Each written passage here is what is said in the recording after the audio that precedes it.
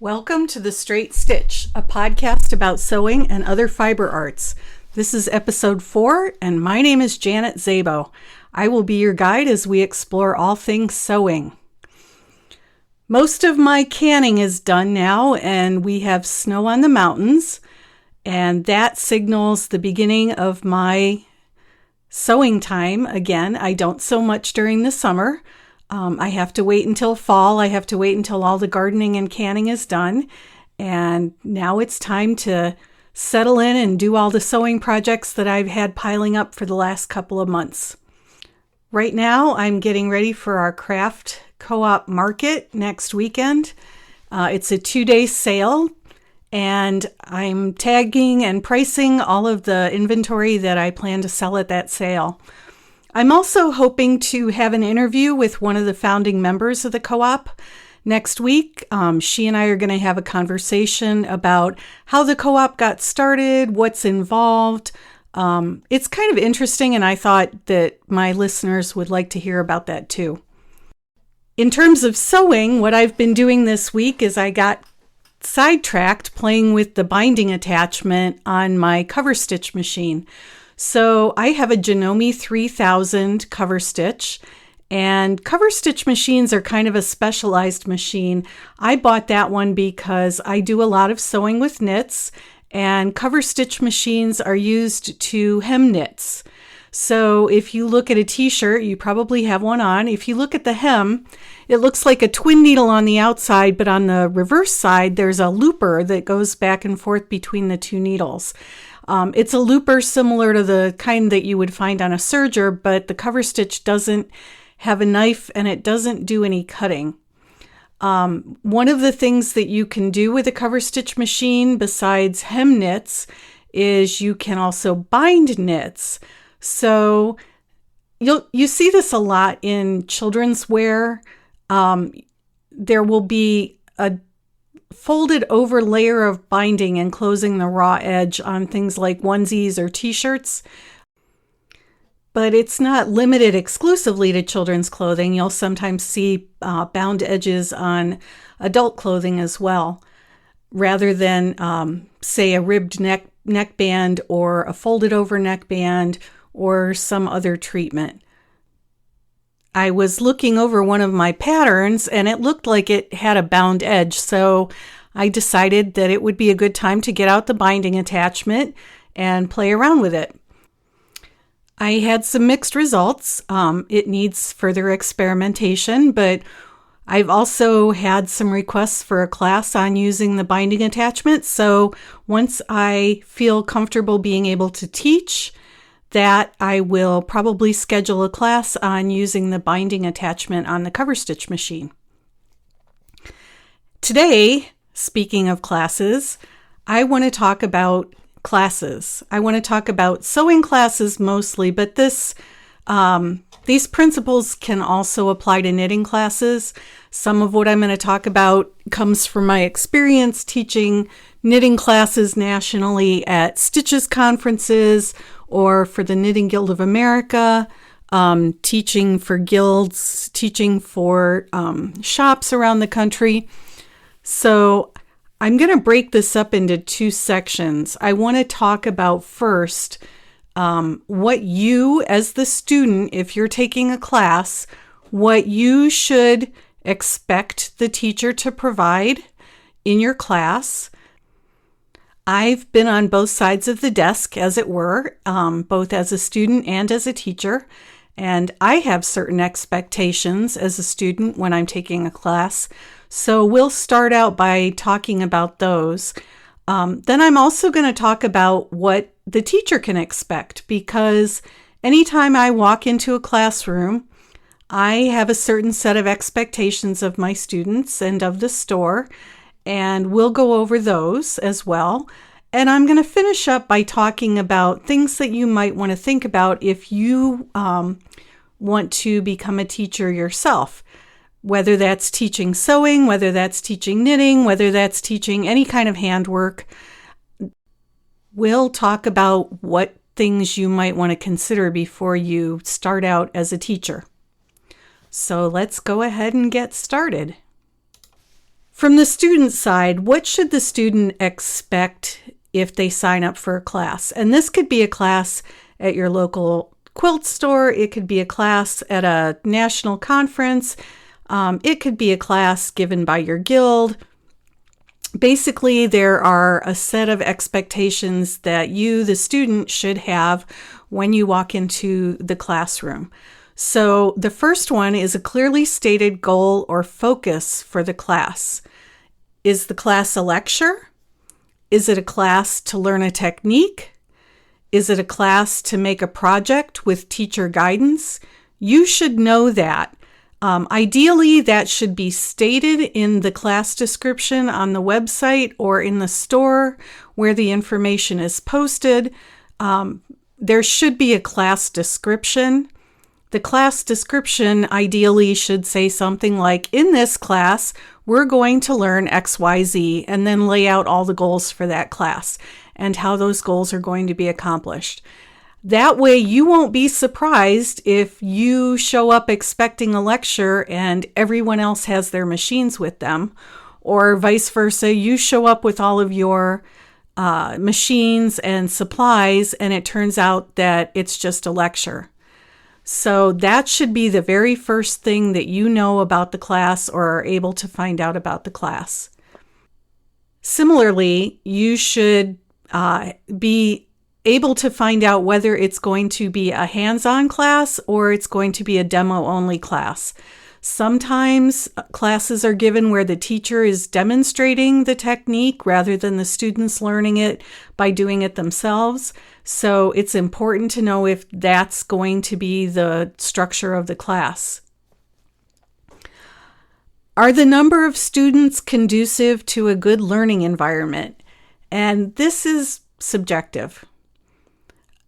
I would rather not see more than about 20 students in a class, and depending on the technique that's being taught, it might be even fewer than that.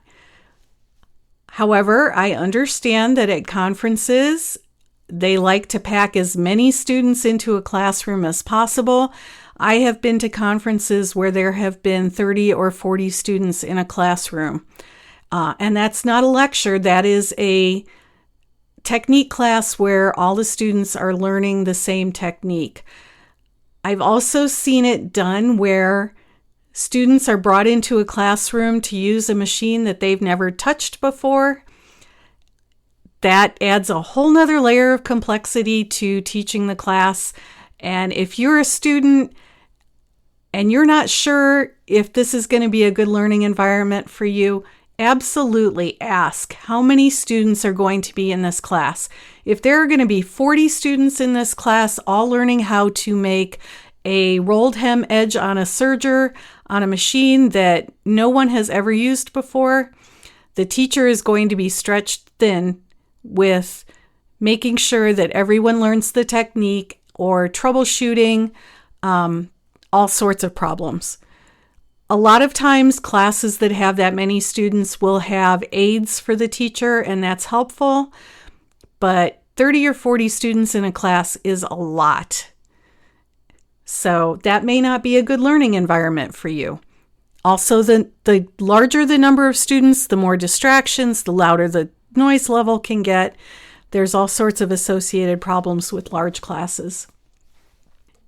If the class is for a hands-on technique, is there going to be time given enough to teach the technique? If it's a project that's teaching the technique, can the project be completed in the time allotted? And if not, will you be able to finish the project at home by yourself? This is really important. I've taken classes where the teacher has tried to cram so many techniques into the time period allotted that either none of the techniques is taught very well or not all of the techniques are taught and the student is expected to finish learning on their own after the class. A good teacher will structure the class so that there is an adequate amount of time given to learning the technique. And if it's more than one technique for a class, making sure that there aren't so many techniques and so many things to learn that your head is spinning by the end of the class. The student should be told clearly before the class, ideally at the time of signing up for the class, what supplies are needed. As the student, are you going to need to bring a machine, or will the store provide the machines for you? Are you going to need to provide the fabric, or will there be a kit? Knowing what to bring ahead of time eliminates surprises on both sides, and you should expect to get a fairly detailed list of supplies. You should also expect to be given a correct list of supplies. I have taken classes where we were doing a small project, but I was told to buy a yard of $35 a yard wool fabric. It was a wool embroidery class, and we needed basically a fat quarter, which was much cheaper, but we didn't find that out until we got to class, and the teacher said, "Oh, sorry, my bad. I should have said a fat quarter instead of a whole yard of fabric." Well, I spent $35 on a yard of fabric that I thought I was going to need for this class, and I ended up only using a small part of it. So the supply list should be accurate. It should be reasonable. You should not be expected to spend hundreds of dollars on supplies or esoteric supplies for a class that's maybe 3 hours in length. What skill level is the class for? Is it for a beginner? Is it for an intermediate crafter or maker? Or is it for an experienced? You need to know what skill level the class is designed for so that you don't end up in a class where you are completely over your head. It's really helpful if prerequisite skills are listed. So intermediate sewist can mean different things to different people. If the teacher wants to teach a class to intermediate sewists, the teacher should be able to know the following skills, or should be able to have the following skills. That way, the teacher can expect that everyone who shows up in the class is going to be at about the same skill level. This can be tricky when it comes to stores. I have run into situations as a teacher where the store is more interested in signing students up for the class than they are in making sure that it's a good fit between the class and the student. And that's not fair to the student, and it's not fair to the teacher. If you have any doubts, ask for further information about the skill level required. Ask if there's anything that you need to learn before class. Make sure that you've got those skills, and don't sign up for a class that you don't. And don't be pressured into signing up for a class just because the store wants to fill some seats. Is there a class sample on display for you to look at? This way you can decide, is this really something that I want to make? Am I going to waste my time making this because I'm never going to wear this kind of t-shirt or this kind of top? Being able to look at a class sample is really helpful. When you get to class, hopefully the teacher will give you a handout that you can refer to after class is over. So the handout may have a list of goals for the class. It may have references to other resources. It may have photographs. It may have illustrations. The handout should support what you learn in class and should serve as a reference after the class is over. A good handout will have some kind of contact information for the teacher if you have additional questions. I think at the very least, the teacher should provide an email address where students can contact the teacher after the class for further clarification or additional information.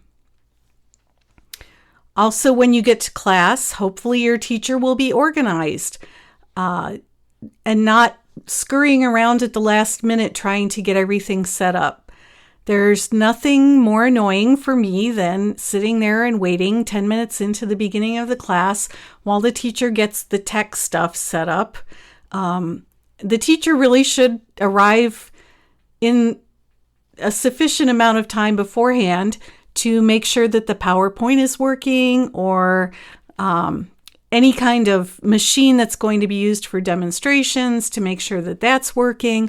All of that should be ready to go so that when the beginning of class rolls around, the teacher is organized and ready to go. I don't think it's too much to ask for the teacher to have a mastery of the concepts that he or she is teaching. And mastery is subjective. I laugh a little bit when I think about this because I've listened to interviews with Marianne Fonz and Liz Porter where they said that when they started teaching, they would schedule a class at their local quilt store, and then they would scurry home and learn that technique and be ready to teach it the next week. And then they would schedule another class on a different technique, and they would go home and learn that technique and go back to the quilt store and teach it. So in some cases, mastery is the teacher staying 1 or 2 steps ahead of the student. In other cases, mastery is the teacher's been doing this for years and years and years. Ideally, you should not be able to tell the difference between those two situations if the teacher is capable of teaching. The teacher should also be willing to present information in a variety of formats. I know there is controversy about this, but I strongly believe, having seen this in my own classes, that people learn differently. Some people learn best by listening. Some people learn best by watching an example and then trying the technique themselves. Other people just want to jump right in with no instruction whatsoever and figure it out for themselves. So there are lots of different learning styles, and the teacher should be able to accommodate each of those learning styles. I was teaching a class at Stitches one time when a woman walked in and sat down in the front row, and she said very apologetically to me, she didn't have to apologize, but she said, "I'm really sorry. I had a traumatic brain injury, and I'm going to completely redraw your handout because nothing makes sense the way it's presented. And so in order for me to be able to get it into my brain, I have to completely redraw all of your illustrations." And I really appreciated her honesty in saying that before the class started. Like I said, she didn't have to apologize. I probably wouldn't have noticed that she was sitting there redrawing all of the illustrations, but she needed to do what she needed to do to get that information into her brain, and I was really happy that she took the initiative. So if the teacher has done his or her prep work ahead of time, you should have a great class. You should go in and have a clear idea of what's going to be accomplished during that class time. You should have the resources that you need to make that happen, and you should have a teacher that isn't fumbling her way through or his way through the material, but is able to anticipate questions and deal with any problems that might arise or any troubleshooting that has to be done. Okay, now we're going to look at the classroom from the perspective of the teacher and what kinds of things the teacher expects when students come to a class. So, as the teacher, I'm expecting that all of the students in my class are there because this is an appropriate level class for them. They have the appropriate prerequisite skills. They are not in over their head. They are not rank beginners trying to learn how to make a lined garment.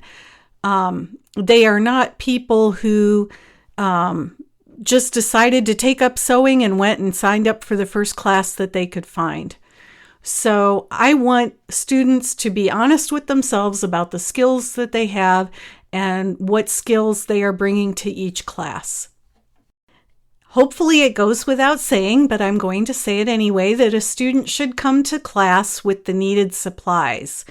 And let's start with the machine. When you come to a sewing class, I'm going to assume that your sewing machine or your serger is in good working order.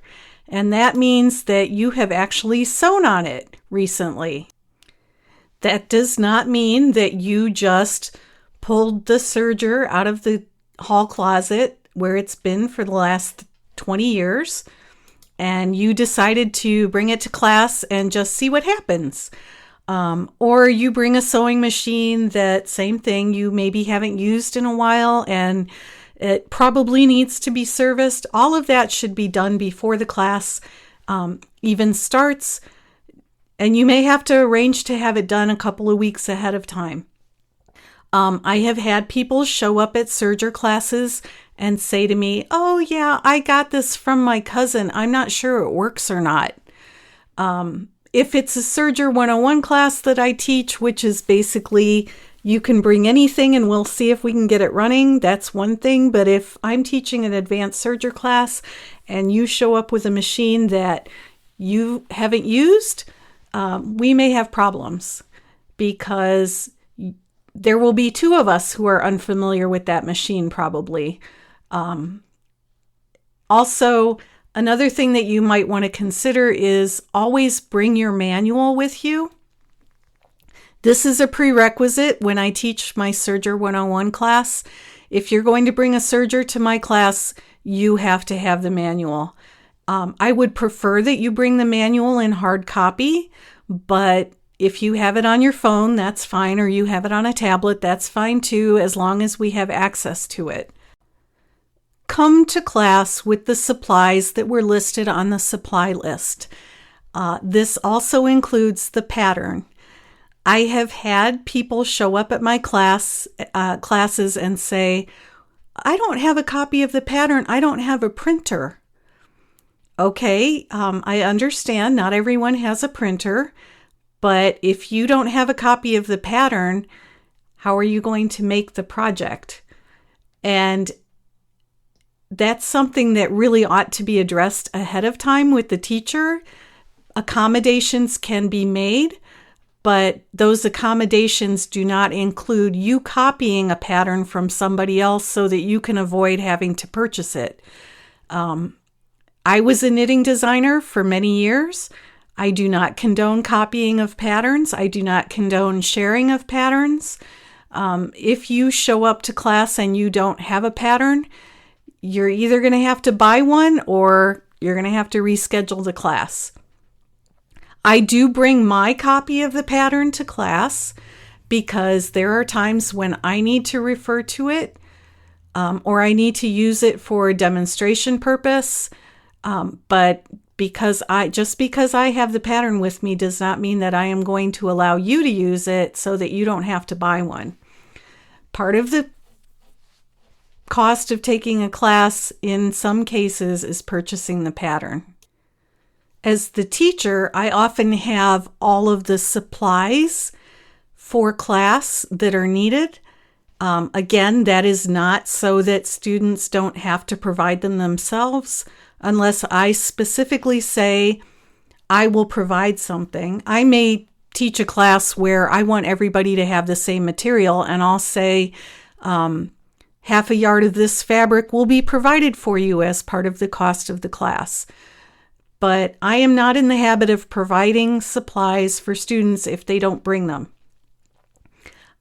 I bring them because there are occasions when I have forgotten something on the supply list and I want to make sure that we have it for class, or I may on the fly decide to teach a different technique or a variation on the technique, and I need to have some supplies with me in order to do that. Let's talk about everybody's favorite devices, cell phones. When you come to a class, I, as the teacher, am going to expect that you will either turn your cell phone off or you will set it to silent or to vibrate only. I don't like to compete with cell phones when I'm teaching. I understand that there are emergencies. Someone may be trying to reach you. I totally get it. If you have to take a call, please either step out of the room or step to a quiet corner of the room. I understand that sometimes, like I said, emergencies happen. I was in a class a couple of months ago where it was a large class in a large classroom, and a student received an emergency phone call, and I didn't know that her phone had alerted her that she needed to take the phone call. I didn't even know she was on the phone because she went to a back corner of the room to quietly take her phone call. She couldn't step out of the building to do it just because of where we were. But the teacher got really annoyed with her, and she called her out in the middle of the class. She stopped the class and she singled out the student and she yelled at the student. And I did not think that that was appropriate. I thought that the student had done everything that she needed to do to avoid disrupting the class. And as I said, I didn't even know she was on her phone. So I'm not going to be a ninja about it. I'm not going to yell at you. But if I feel like I'm competing with you, I might suggest that you please take it to a quiet area of the store or step outside the room or whatever you need to do.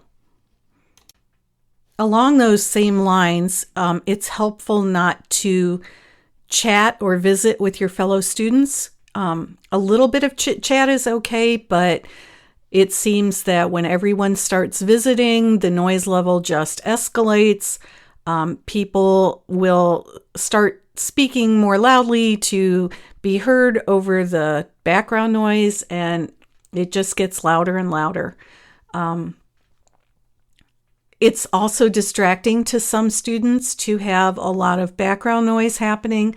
So keep the chit chat to a minimum. Do your visiting outside of class.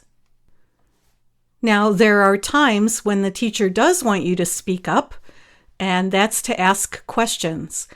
I always encourage students to ask questions at any point in the presentation or during the class.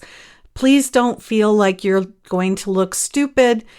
If you have a question, it's a good chance that probably 2 or 3 other people have the same question, and they're just too nervous to ask. So by raising your hand and asking the question, you are helping the entire class. You may also be helping the teacher. I was teaching a Serger class one time where I just launched right into a discussion about loopers, and somebody raised her hand and said, "What's a looper?" And I thought, okay, that's good. This is a Serger 101 class. We need to start from ground zero. So having somebody say, "I don't even know what a looper is, so please don't talk about it until you explain it," was very helpful for me as the teacher. A good teacher should also encourage constructive criticism. And by constructive criticism, I don't mean a parting shot of "this was a terrible class" as you walk out the door, but constructive criticism in the form of, "Hey, it might have been more helpful if we had had XYZ as class samples," or something that the next time the teacher teaches that class, she can make adjustments in either the presentation or the demonstration, something that'll make it clearer for future students. So don't be afraid to provide constructive criticism and good feedback. A lot of teachers will have a feedback form for you to fill out after the class. But even just an email afterwards or a comment as you're walking out the door to let them know. It's helpful if you let them know what you liked as well as what you didn't like. But definitely suggestions for improvement are always welcome. Hopefully those suggestions from both the student side and the teacher side will make your next classroom experience even more enjoyable. Feel free to come up with suggestions of your own and leave them in the comments. Now I want to talk a little bit about how to get started as a teacher. Let's say that you have a burning desire to teach something and you have no idea how to get started. What can you do? I was incredibly fortunate to be mentored by Jean Lampe, who was actively involved in the Knitting Guild of America. And she was my mentor both through the Master Knitting program that I did and also mentored me through my first couple of teaching experiences. So a lot of organizations that put on national conferences or regional conferences will put out a call for teacher proposals. So anytime I wanted to teach for the Knitting Guild of America conferences or teach at Stitches, I would get myself on a mailing list where I would get information about when they were opening submissions for classes. I recently did this again because I submitted some class proposals for Sew Expo, which is held every March in Puyallup, Washington. And I went to the conference last year, which is always a good idea. If there's a venue that you want to teach at, go to the venue and take some classes so that you know what the structure is and what the expectations are as a student. And then you will know when it comes time to submit teaching proposals, what kinds of classes those organizations are looking for. So when I submitted my first couple of teaching proposals to the Knitting Guild of America, Jean Lampe was very helpful. She said, you need to line out exactly what you want to teach and break it down into the number of minutes that you're going to spend on each topic, which sounds like a tremendous amount of work, and in some ways it is, but it also forces you to think about exactly how long it takes to explain or demonstrate something. And it makes you think about the pace of the class. So am I allowing too much time for this technique, or am I not allowing enough time for this technique? Will students be frustrated because I'm not moving the pace of the class quickly enough, or will they be frustrated because things are moving way too quickly for them? So having a timeline with the number of minutes that you plan to devote to each topic laid out is really helpful. You'll need to have a class syllabus that kind of goes with the timeline so that you know what topics you want to cover in a class. More specific is generally better than less specific, but you don't want to get too specific because you don't want to make it something that for a 3-hour class, you end up teaching in an hour and then you have 2 hours with nothing to do. Learn how to explain key concepts in several different ways. Would this be better taught with a photograph or an illustration? Would this be better taught by a demonstration, by you demonstrating the technique and then having the students do it? Figure out different ways to approach teaching something so that you can address all the different learning styles that might show up in your classroom. It's always helpful to teach a buddy. Get somebody who's willing to be a guinea pig for you and say, can I teach you this technique? I want to see how long it takes me. I want to see what pitfalls there might be. One of the things that happens to teachers is they swim in this water all the time. These are techniques that they are familiar with doing, and they don't think about how it feels to approach learning those techniques as a newbie. So if it's, a technique that I've been teaching for 30 years and I could do it in my sleep or with my hands tied behind my back, I might completely overlook a pitfall that a newbie knitter or a newbie sewist might run into. So finding somebody who doesn't know that technique and asking them if you can just walk through teaching it with them, that would be really helpful. I think it's important to learn how to correct students without being critical. And I'm thinking back to a class that I took about 30 years ago when I was learning how to spin yarn, not spinning exercise spin. I took a class learning how to spin yarn, and I was doing what came naturally to me, which was to hold the fiber and feed it into the wheel hold it in one hand and feed it very tightly with the other hand. That is a technique that's known as a short draw, and it is suitable for certain fibers. I just naturally gravitated toward that way of spinning, and the teacher came over and actually slapped my hands and said, "You're not doing it right. That's wrong." And to say that I was a little bit shocked and surprised is an understatement. It wasn't wrong, but I didn't learn that until about a year later. What the teacher wanted us to learn was a different style of spinning. She wanted us to learn more of a long draw, where you draw your hand back while you're holding the fiber. But I don't think that had been adequately communicated to the students. And so I spent the first year spinning, thinking that doing it the way that I had done it in class when I got my hand slapped was wrong, because the teacher said, "That's wrong." I think it would have been a lot better if she had come over and said, "Oh, look, you're doing this technique, but that's not the technique that we want to learn in this class. Let me help you learn this other technique."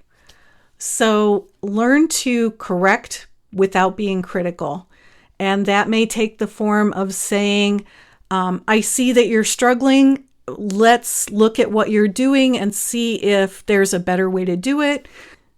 Can I show you a different technique that'll give you the same result?" There are ways to encourage the student and correct the student without telling them that they're doing it wrong. As a teacher, you will need to develop a lot of flexibility and patience. And it doesn't matter whether you're teaching kindergartners or adults. I have been a substitute teacher in my elementary school, and I can tell you that sometimes there isn't a lot of difference between kindergartners and adults. When things are going sideways, people don't always react positively. So being able to maybe lower the room temperature a little bit emotionally, or smooth things over, or, it may be as simple as saying, "Let's take a 5-minute break and everybody stand up and stretch." Just develop techniques that will help you when things are going wrong in class, because things will go wrong in class, and you need to learn to roll with it and be patient, be flexible, have a sense of humor. The students are going to take whatever tone you have for the class is what the students are going to internalize. So if you look uptight and upset, the students are going to look uptight and upset. If you look relaxed and say, "Oh, hey, I've done that too. I've made that exact same mistake. Here's what I did," that's going to smooth things over. If you're a knitter, you may be familiar with J.C. Breyer, either having taken a class from her or used her Stitch Map software or have her book, Charts Made Simple. J.C. was the technical editor for my books and my knitting patterns for a number of years. And we taught together on an Alaskan knitting cruise in 2009. She and I have talked a lot about what goes on in classes, and she is convinced that there is there's a form of behavior in classes that we dubbed groupthink, and it's the situation where you come into a class as the teacher and you start teaching, and everyone is making the same mistake independently. Or everyone has exactly the same question and they all came up with it independently. We don't know what's going on, but we've seen it happen over and over and over again. And as a teacher, you need to be prepared for those situations. You need to figure out ways to break out of that pattern. You need to figure out ways to get the groupthink to move in a positive direction. Finally, I would suggest as a teacher that you have some extras in your back pocket. And that just means that maybe you have a couple of extra techniques that aren't on the syllabus, fun techniques that you weren't planning to teach, just so if you get a class full of students that masters all the material faster than you thought they would, you can pull those extra little goodies out of your back pocket and say, hey, now we're going to try this, or hey, now I'm going to teach you a different technique. I have done this in my Serger classes where we have done different kinds of presser feet, and maybe I don't have cording feet on the syllabus, but I will bring my cording foot for my Serger, and we will get a demonstration of how to make wire-edged ribbon. It's just something fun. It's something they can do at home. It's just a way to add a little extra to the class. One last item that you as the teacher will have to deal with is the administrative end of things. You want to present yourself as a professional, and you are working with either an organization that you want to teach for, or you want to teach for a local store. You need to be prepared to provide the information in the form of a class proposal that the organization or the store is looking for. That proposal may take several forms. It could be something incredibly detailed, like the ones that Jean Lampe wanted us to do. It could be just as simple as an email to the store owner saying, hey, I'd like to teach a class on XYZ.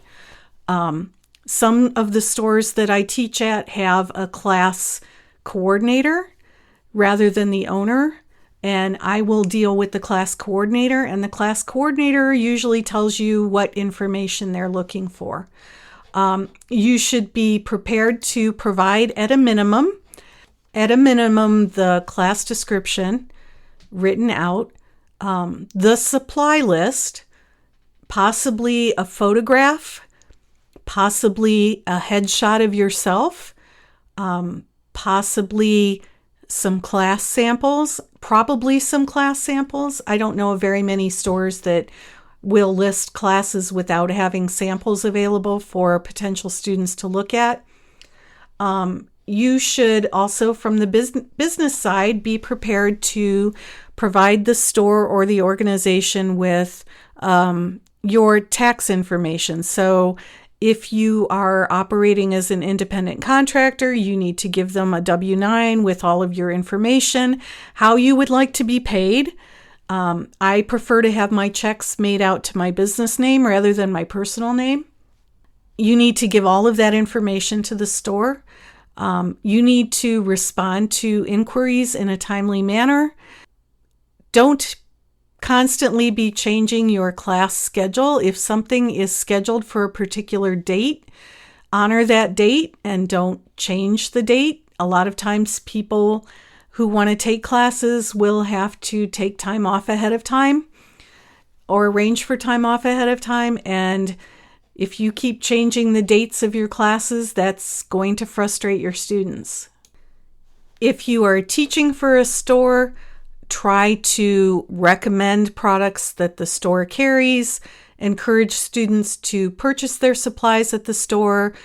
Usually stores will give a discount on class supplies if the students buy them there. Be a partner for the store. You are providing a service to them, and if you do it well, you will be asked to teach again. Again, I hope that all of this has been helpful, whether you are on the student side or the teacher side or the wannabe teacher side. These are all things to keep in mind when you are taking any kind of class. I hope you're enjoying the podcast.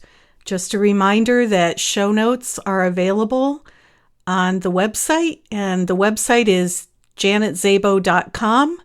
My last name is spelled S as in Sam, Z as in zebra, A, B as in boy, O, janetzabo.com. You can also get to the podcast page by typing in thestraightstitchpodcast.com. That'll also take you to the website if you can't remember how to spell my name, and that's fine.